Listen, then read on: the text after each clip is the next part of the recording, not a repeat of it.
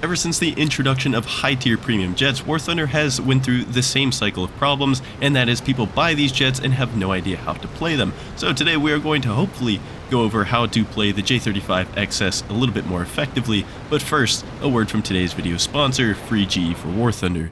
Free GE for War Thunder is an app you can download on the Google Play Store that lets you complete various tasks of varying difficulty. The harder the task, the more golden eagles you get, and yes, completing these tasks gives you golden eagles for free. I would recommend just doing an easy task that offers a little bit of golden eagles. Get yourself a day of premium time, help you grind, all that good stuff. So click the link in the description down below and use my code on screen for 10 extra golden eagles.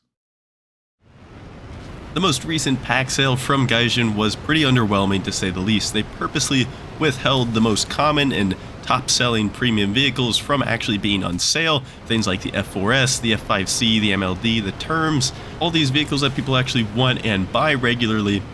And of course they know that, and so they're just gonna hopefully make you pay full price anyways because they know how badly you guys want these. And so you were left with some very slim pickings as far as what packs were actually worth buying even on sale, because a lot of the pack vehicles just aren't that fantastic in any way. But the J35XS is one that I think is worth picking up on sale if you actually want to grind Sweden and you were interested in it. So here we go. A lot of people did buy the J35XS. I saw a lot of them being spammed out around the time of the sale.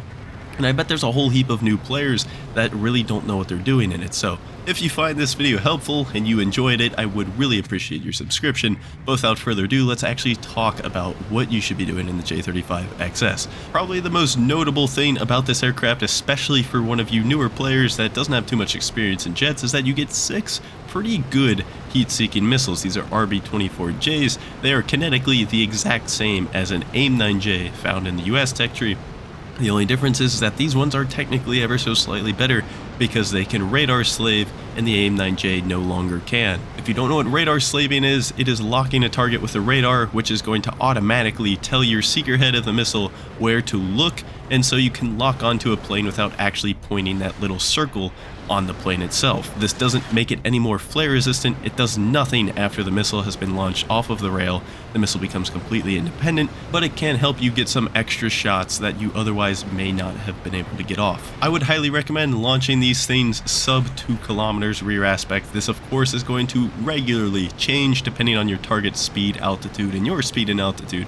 But as a rule of thumb, 2 kilometers rear aspect is pretty much all this thing is going to have, and even that can sometimes be pushing it. If you're just looking to grind the Swedish tree as quickly as you can just find some people on the enemy team that are very obviously going toward bomb targets. They tend to not be paying attention as well, and they tend to just not be as good at the game in general, and they are oftentimes much easier to just pick off with your missiles and carry on about your day. You can very often get a free kill, 2, maybe even 3 every single game if you just focus down ground attackers, especially some of them not having flares. These missiles are definitely going to be your main way of getting kills in this aircraft, especially with the gun being difficult to use because it has no tracer rounds, so you can't really tell where you're shooting, and it makes it really hard to adjust your aim and actually learn the guns.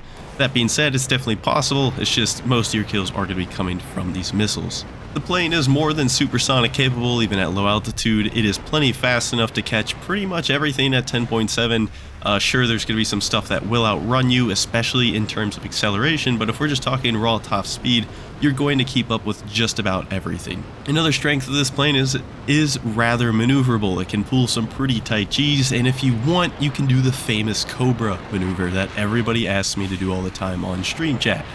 But do pull these G's with caution because it can pull very hard still even after the change in flight model, which means you're going to be losing speed very quickly. And what that also means is you become vulnerable to everybody else around you. And with most of these jet matches becoming big furballs where you're just flying in and out of hot zones of enemy players and teammates, you really don't want to get slow even if you have the ability to turn really well. It's just better off sometimes to fly in straighter lines, keep the speed, make your turns wider, and that way you are a lot more defendable against enemies and enemy missiles. One of the biggest tips I can give a new player playing the J35XS is you don't have to make every single turn in this plane as hard as possible.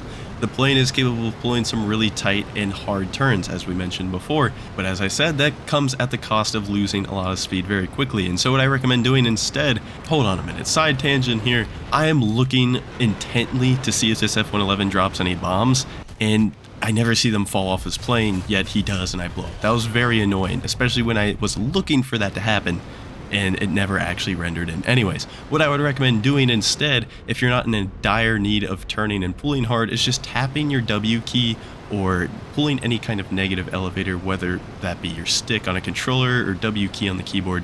Just do opposite elevator. So you can see me turning right now. I'm not pulling as hard as I can. I'm doing a very light, shallow turn because if I pull hard, I'm going to lose energy. And so you'll kind of see me tapping the elevator downwards to get some negative G's, and that's going to keep me faster and make me not turn as hard and just all around keep speed better. This is especially important once you get into some combat zones with furballs and enemies everywhere, as I mentioned. So do keep that in mind. I think that's going to be the #1 help to a new player in the J35XS. Secondly, let's tackle one of the big issues of this plane, and that is only having 12 countermeasures at 10.7 battle rating. Most every plane at this BR is going to have flares, or flares and chaff for that matter, and you have some, yes, so that's good, but you don't have a lot, so you got to be very sparing with them, and you got to try to put yourself in positions to where you're not going to be vulnerable to high G missiles from 6 o'clock very easily. Yes, something like a MiG-21S carries missiles, but they're only R3Ss, and so I know I can just simply outpull an R3S rather than try to flare it away. And it's going to be important to try to memorize what kind of weapons your opponents are able to bring, because if you don't have to flare an incoming missile, then just don't. You don't have that many. It would be best to save them for a plane that might be carrying something like an R60 to where you can't just outpull that missile. Here we see me getting very slow and pulling very hard, but that is again because I see the enemies around me and I don't see any immediate danger. And so I'm able to actually take a little bit of time and try to dogfight this F3H. I don't recommend doing this in a furball or early game. This is definitely something for later game and when there's not a whole lot of enemies around.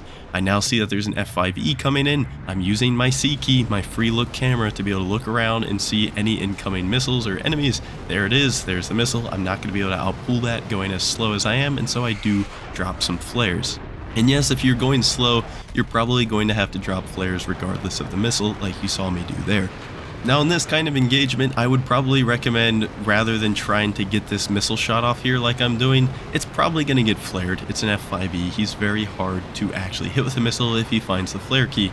And so I would probably recommend instead kind of just flying away if you were me in this situation and get your speed back. Thankfully for me, I've got a squad mate playing with me, and so I wasn't really worried about any danger that the F5 presented because it was 2v1. I can't emphasize it enough, staying fast is the key to these jet matches. You cannot be turning and burning in every single fight possible. Yes, the plane has some pretty good dogfight performance, especially against an average ARB player, but that does not mean you should actually utilize that at all times.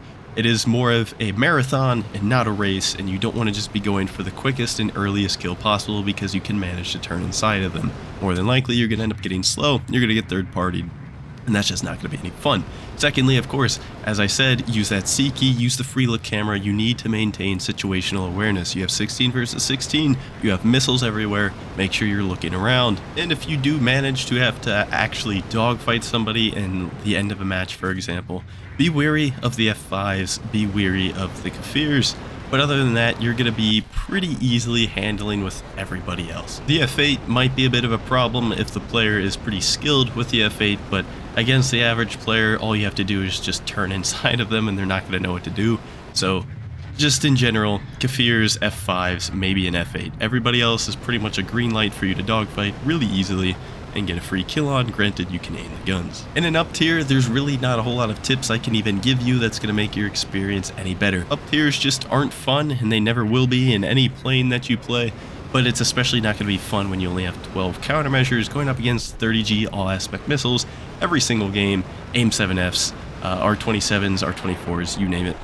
It's not going to be a good time, and there's not a whole lot I can do to help you. But thankfully 10.7 is a pretty good matchmaker right now, so you'll probably get a lot of down tiers, and that is definitely going to be to your benefit in the J35. And I should have mentioned this earlier in the video, but Before the video ends, let me get it in real quick. The RWR doesn't exist on the J35, so you have no way of knowing if somebody is launching a radar-guided missile at you. Something like an AIM-9C from an F-8 or Sparrows from Phantoms, you'll have no idea because you're not going to get any warning. This plane does not have RWR, and so if you're in a match where you suspect there's going to be a lot of radar missile carrying planes, it's probably a good idea to not climb and just stay low, hug the deck. But as I said, more often than not, I get down tiered in this plane, and so I'm pretty comfortable climbing up to altitude because there's really not a whole lot of good radar missiles at 10.7. Anyways, I hope you guys find this helpful. I hope this makes you do a little better in the J35, and I'll see you.